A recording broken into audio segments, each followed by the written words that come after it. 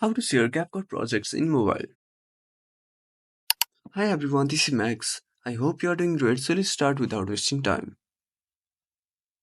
First of all, open up your CapCut application.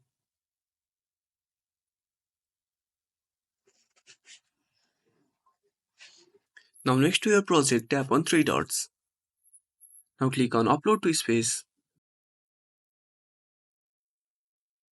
Now tap on Select.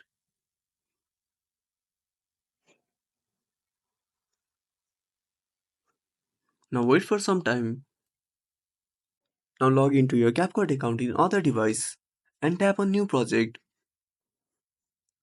Now select your space and you can find your projects here. So that's it. If you found this video helpful, smash that like button and subscribe our channel for more awesome content. Have a burning question, what is the topic? Drop down a comment below. This is Max signing off until next time.